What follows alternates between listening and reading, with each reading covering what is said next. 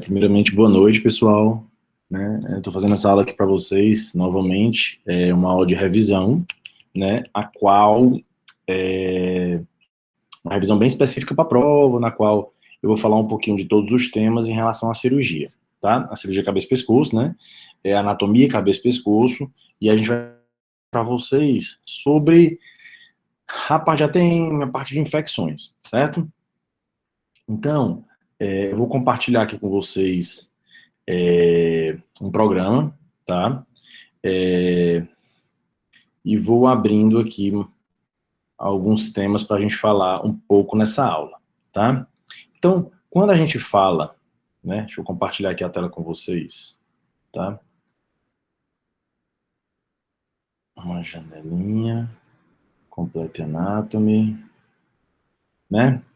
Então, quais são os primeiros temas que eu decidi falar para vocês durante essa aula, tá?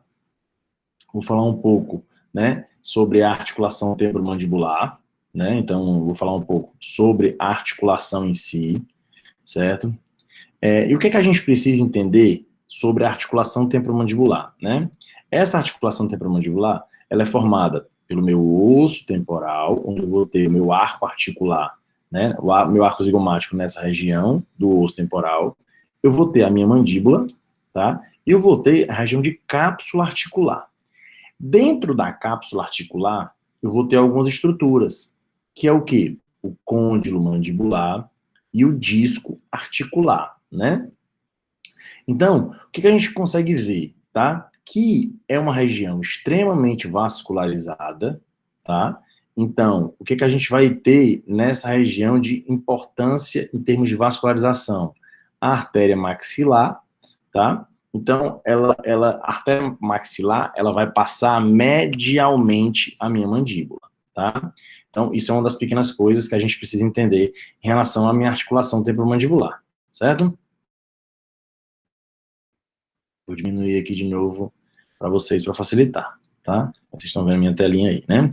Então, para a prova, né, no forma de revisão, o que a gente precisa saber, tá? A minha articulação temporomandibular, normalmente, né, ela é formada aonde? A partir da 8ª, né, semana de vida intrauterina, né? Então, normalmente ela é originada do primeiro arco branquial, né? Então, o que a gente precisa entender, né? Essa articulação, Rafael, a ATM, ela se desenvolve a partir de quê, né? Ela se desenvolve, normalmente, lateralmente a cartilagem de Meckel, né? E um processo que sempre acontece é que a minha cartilagem condilar, ela vai ser sempre transformada em osso, né? Normalmente, exceto, né, em seus extremos proximais, onde formam uma articulação com a fossa, né, do osso temporal, tá?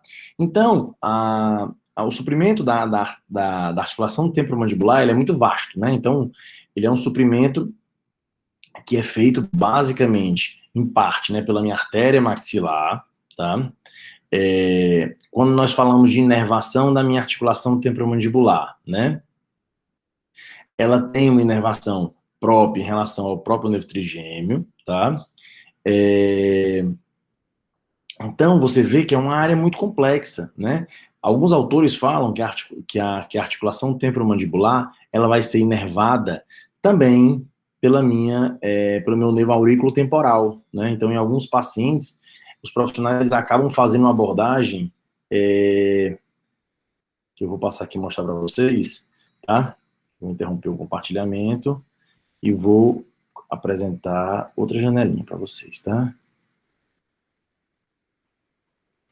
Né? Então, o que a gente vê dentro da minha articulação, né?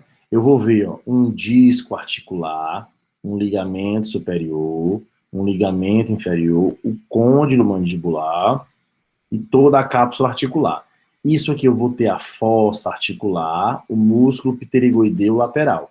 Uma revisão anatômica. Rafael, como é o nome do espaço entre o disco e o osso temporal? Espaço supradiscal.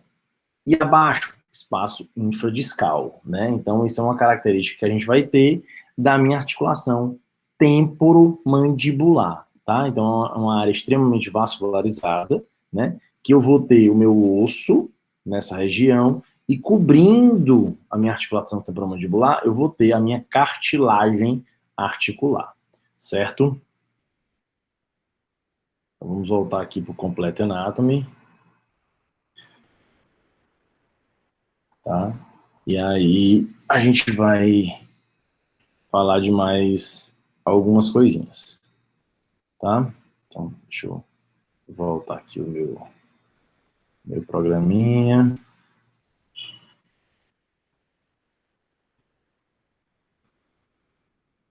Só um minuto. Tá, pessoal?